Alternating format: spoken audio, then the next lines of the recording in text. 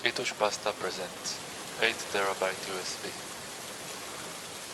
Me and my friend walked to the town park on one rainy morning. As we walked down our path, I started shivering, but it was fine. Anyway, we made it to the town park. When all of a sudden my friend spotted something shiny on the bench of the bar. We walked closer to it in excitement of what it could be. And once beside it, we saw that we found a USB flash drive. And my friend suggested that I pick it up. I was hesitant at first because know that it's only not mine, but maybe the owner could be back and not find it. He pressured me to pick it up, and with no choice I did. And upon flipping it over, I was surprised by the size it had. 8 freaking terabytes. Man, you can easily fit the whole world in there and still have a bit space left, my friend said. Then of course, our curiosity got the better of us, and went back home to look at what's inside it. In a rush of excitement, like a kid, I powered up my laptop, plugged in the USB flash drive, only to find one single image inside. What the? I thought. 8 terabytes of storage only for one single file? That's weird, obviously. When opening up the image inside, I saw a picture of the house. The funny thing is that it seemed scarily familiar upon second look. When the realization hit me, I noticed it wasn't just any house. In fact, it was my house, my own home. Terrified, I slammed my laptop shut, not caring to turn it off. I went outside my house to see if anyone was there, and sure enough, I was met with nothing but my garden.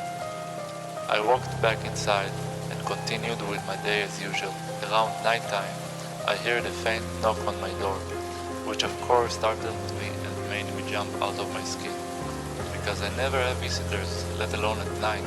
Slowly, I got up from my bed, making my way over to the door, and peeked in the hall to see no one was there. Again, I went back to my bed, trying to not let the thought of someone is trying to mess with me die, and sealed my eyes shut, hoping for whoever or whatever it was on my door just peacefully left. Annoyingly, I heard another knocking on my door, and frustrated, I walked back and opened the door, shouting to whatever was outside, "Get lost, I'm trying to sleep, damn it." But before I could even manage to speak, I saw my friend and slowly walked towards him. And when taking 2 steps outside, my friend fell to the ground, when seeing a knife stabbed in his back.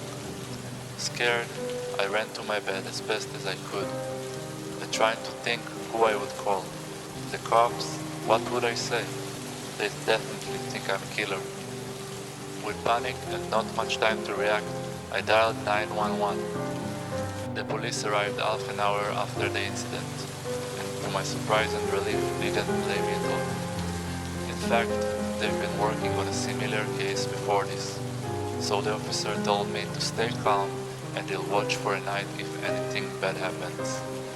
Through the night, I started hearing some scratching noises, like someone was scratching the wall faintly. I was exhausted. I just wanted to sleep. But then I heard a loud thump, and the scratching suddenly stopped. At last, I managed to fall asleep and woke up the next morning.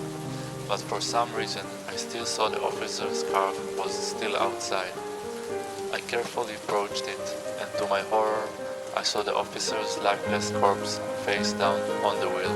Needless to say, in a rush of panic, I ran to my house, all the while trying to get in contact with the police once again, to inform them of what happened.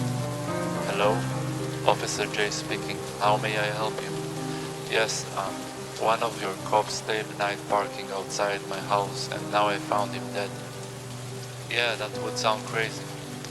I had no idea what to do, so I stayed in my house locking down everything, when all of a sudden lights switched on and off, and in the corner of my eye, I thought I spotted something.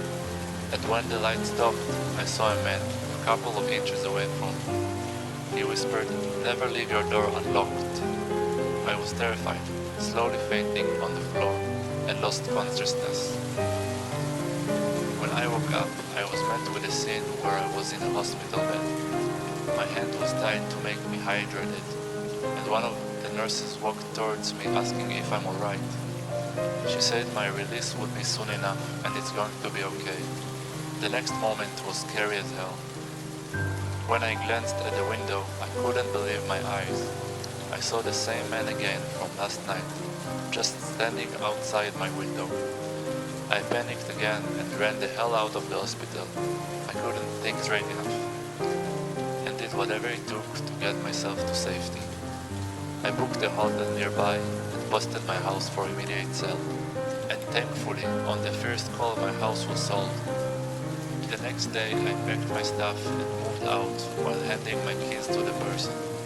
At the motel, I looked up for a new house, and I thought, why not take a smaller house this time?